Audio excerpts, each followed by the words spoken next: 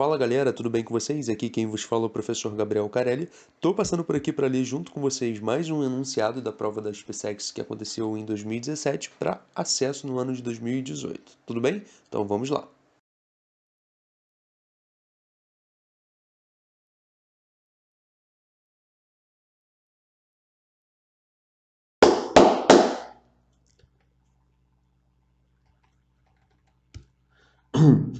O desenho abaixo representa um circuito elétrico composto por gerador, receptor, condutores, um voltímetro V, todos ideais e resistores ômicos. O valor da diferença de potencial DDP entre os pontos F e G do circuito, medido pelo voltímetro, é igual a... Bom, pessoal, conforme vocês podem analisar, eu dei uma grande modificada na ilustração do nosso enunciado, né? Que inicialmente se mostrou dessa forma aqui, e eu transformei dessa outra maneira que vocês estão enxergando aqui, tá? Mestre, por que você fez isso? Bom, eu fiz isso porque quando você abre um livro de física para estudar sobre circuitos elétricos, essa modalidade aqui aparece muito mais para você, né? É o que a gente chama de malha, né, quadrangular. Você está muito mais visualmente acostumado com ela, tá? E basicamente quando a gente pega um circuito elétrico, cara, esse fio aqui, ó, que está sem resistência alguma, né, por exemplo, eu pude dobrá-lo dessa maneira aqui que vocês estão enxergando, né? Eu pude fazer uma modificação sem alterar a natureza da nossa ilustração inicial, tudo bem? Então, o que eu vou fazer aqui? O que eu já fiz, na verdade, né? Eu denominei alguns pontos aqui no meu circuito, tá? Então, inicialmente nós já tínhamos os pontos G e F, tá certo? Eu mantive eles aqui embaixo, só que agora esse ponto aqui eu chamei de A, esse pontinho aqui, que inclusive é um nó, eu acabei de chamá-lo de B, esse outro pontinho eu chamo de C, e por fim, esse ponto aqui de baixo a gente chama de D.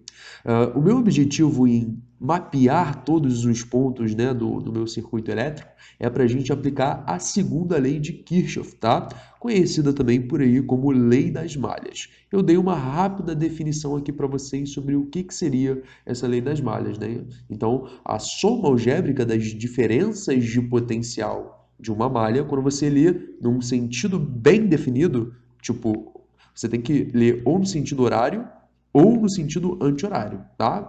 Então essa soma, ela tem que ser igual a zero de todas as DDPs. E aí é interessante eu ter mapeado o circuito para analisar os ramos, né? Os fios presentes nas minhas malhas, tá certo? Então, por exemplo, eu vou já colocar aqui para vocês essa primeira malha que eu vou chamar de malha beta, tá certo? Nessa malha beta, que é o primeiro quadradinho que vocês estão enxergando aqui, nós temos 4 ramos, né? O ramo AB, o ramo BF, o ramo FG e o ramo GA. Agora, na nossa segunda malha, né?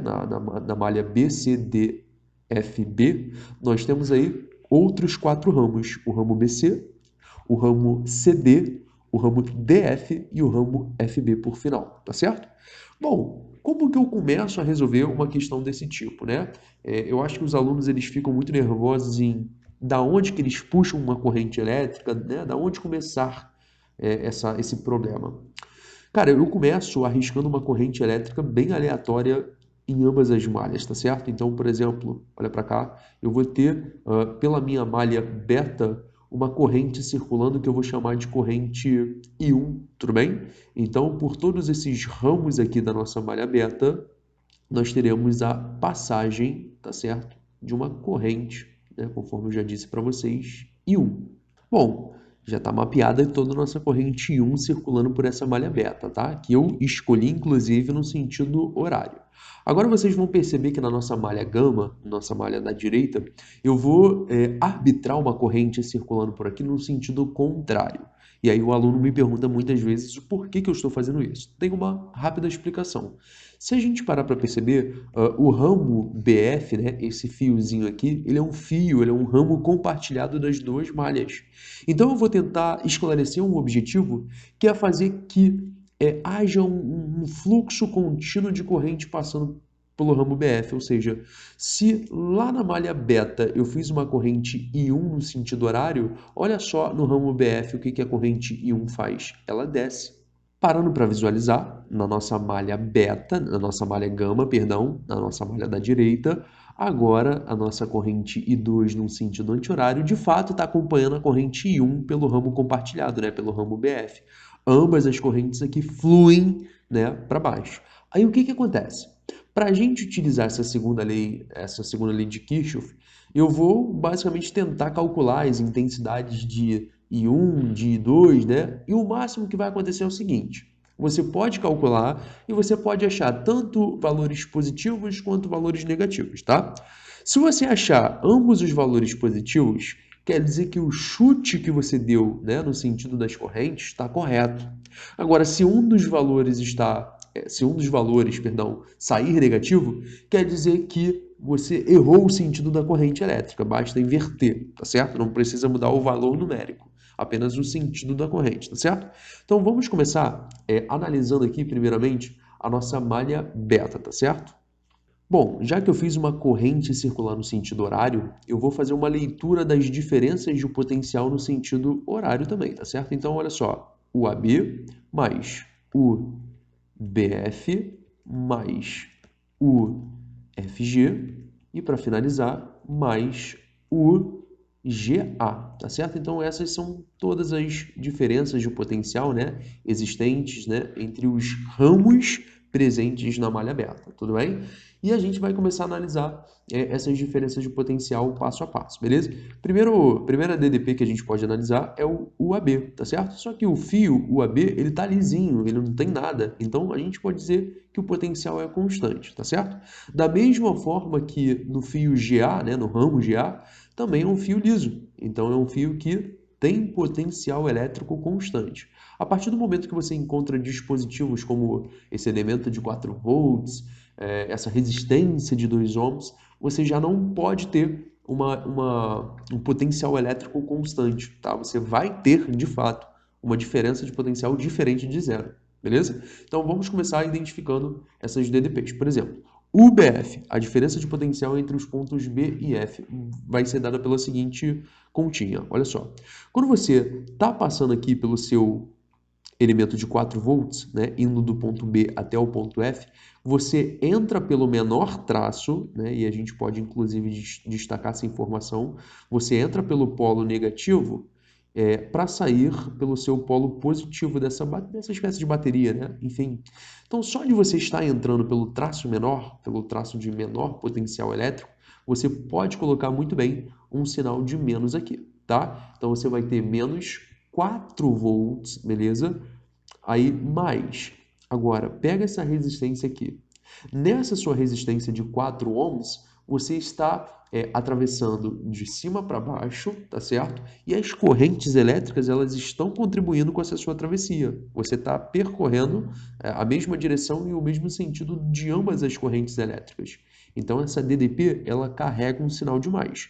E como que você calcula esse valor, né? Basta você se lembrar da primeira lei de Ohm, tá certo? Eu vou colocar ela aqui embaixo, tá? A diferença de potencial é dada pelo produto da resistência pela intensidade de corrente elétrica. Como são duas correntes que passam por ali, nós vamos fazer a resistência de 4 ohms multiplicado pela soma das duas intensidades de corrente, I1 mais I2. Tudo bem? Agora, você tem que fazer o UFG, né? A diferença de potencial entre esses pontos aqui de baixo. A mesma análise vai ser feita para essa primeira resistência de 2 ohms, tá? Então, essa resistência você está atravessando na sua leitura da direita para a esquerda, do ponto F até o ponto G, e a corrente 1 está te acompanhando. Então, bota um sinal de mais aí, tá? Mais o valor da resistência multiplicado pela intensidade de corrente elétrica, tá certo? E aí, quando agora você pega esse segundo elemento aqui do teu circuito elétrico, você está entrando pelo polo positivo dele, tá? Então, só pelo fato de você estar entrando pelo polo positivo, isso indica que a leitura, que a diferença de potencial também vai ser positiva. Então, aqui você coloca o mais 8 e iguala toda essa soma aí a zero, perfeito? Então, olha só o que você pode fazer. Mais 8 com menos 4 vai te resultar em 4, tá certo? Basicamente, esse nosso 4 aqui vai ser feito uma distributiva para dentro do parênteses. Vamos ficar com mais 4 e 1. Deixa eu consertar aqui. Com mais 4 e 1. Mais 4 e 2. mais 2 e 1 que estava aqui fora desse parênteses, tá? Não pode esquecer de ninguém aí, por favor. Bom, chegou aqui nessa etapa, cara, eu percebo que todo mundo é divisível por 2, tá? Então eu já poderia tentar simplificar todo mundo, esse cara aqui também pode, esse cara também pode, e, por fim, esse aqui. Se você colocasse informações nos lugares, né? No lugar do 4 fica o 2. No lugar de 4 e 1 vira 2 e 1, tá? Aqui vira 2 e 2. E aqui vira somente o e 1. E do outro lado da equação, o zero pode muito bem ser conservado, tá bom? Agora soma, junta as parcelas, né? 2 e 1 com e 1, você resulta em 3 e 1, perfeito? E aqui sobram 2 e 2, 2 e 2. Vou passar esse 2 lá para o outro lado negativo, tá certo? Então ele vai chegar como menos 2 do lado direito da equação. Bom, pessoal, aqui nós temos uma equação já preparada que eu chamei de equação 1. Mas repara, essa equação ela tem duas incógnitas, né? É a corrente 1 e a corrente 2. Como eu tenho duas incógnitas, eu preciso de mais uma equação para poder resolver esse problema. Então, a minha nova equação ela vai surgir com essa mesma análise que nós fizemos, só que agora para a malha gama, tá certo? E aí, ao invés de ler no sentido horário, eu vou acompanhar a minha corrente e vou fazer a leitura no sentido anti-horário também, tá certo? Bom, pessoal, agora eu já deixei um pouquinho desenvolvido para vocês aqui a ideia da malha gama, tá certo? Aonde essa informação toda sublinhada é referente ao ramo BF, assim como a gente já utilizou na malha beta, tá? E essa outra informação aqui acaba sendo referente ao nosso ramo DC, perfeito? Nos ramos FD e BC, a gente acaba percebendo, né, que basicamente não existe diferença de potencial, é nula, tá? Porque o fio não tem dispositivo algum. É um fio que eu costumo chamar de fio liso, né? Então, vamos lá. Dando continuidade, a gente pode perceber que esse 4 vai ser simplificado com esse 4, com esse outro quadro aqui, né? São parcelas em comum aí da nossa equação. Aqui sobra menos 1, aqui fica 1 na frente de todos os parênteses, e aqui fica um multiplicando com o nosso I2, perfeito? O que vai acontecer é basicamente o seguinte, nós vamos ter menos 1, bom, esse número 1 multiplicado para dentro do parênteses, né, através de uma distributiva, não vai acontecer muita coisa de diferente, tá certo? Aqui eu somo novamente com I2, igualo essa brincadeira aqui a zero, perfeito? E aí, organizando essa equaçãozinha, nós podemos perceber que vamos ficar com essa estrutura, tá certo?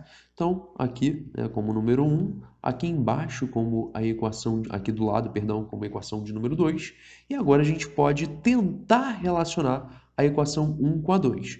Gente, o que eu vou pedir de maldade para vocês? Qual é o termo que está praticamente em comum dessas duas equações? É o 2 e 2, né? Repara que tanto aqui na primeira equação, né, quanto na segunda equação existe esse termo. Nós estamos muito interessados em calcular a diferença de potencial entre os pontos F e G.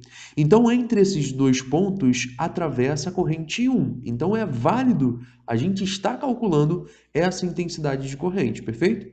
O que eu vou fazer aqui nesse exato momento? Eu vou pegar a minha equação de número 1 e vou subtrair, né, pela minha equação de número 2, perfeito? Então, nós vamos fazer equação 1 menos a equação de número 2 e vamos visualizar que bicho que vai dar isso aqui, tá certo? Então, quando eu faço essa subtração, o 2 e 2 eu já sei que vai ser cortado, que vai ser simplificado, tudo bem?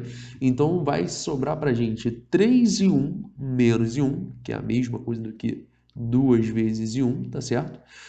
2 vezes 1 vai ser menos 2, tá? Subtraído de menos 1. Quanto que dá menos 2 menos 1? Vai dar para a gente menos 3. Nós conseguimos calcular nossa corrente I1, né, levando esse número 2 dividindo para o lado direito da equação, como menos 1,5 ampere, tá? Acontece o seguinte, o sinal ficou negativo e vai cair em algo que nós conversamos lá no comecinho do vídeo, né?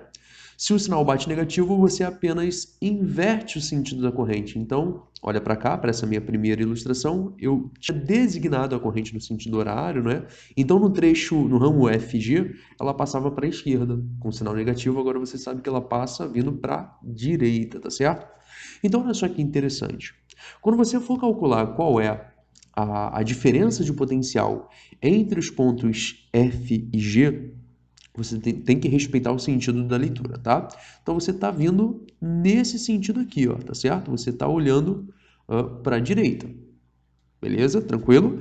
Se você está olhando para a direita, essa sua resistência, ela tem uma corrente. Se você está olhando para a esquerda, perdão, nessa resistência tem uma corrente para a direita. Então, assim, o seu sentido não bate com o sentido da corrente. Então, o que que você vai ter que fazer? Você vai poder colocar uma diferença de potencial agora negativa ao atravessar por essa sua resistência, ainda respeitando a primeira lei de Ohm, né? Onde você calcula DDP fazendo o produto da resistência pela corrente que passa por ali, tá certo?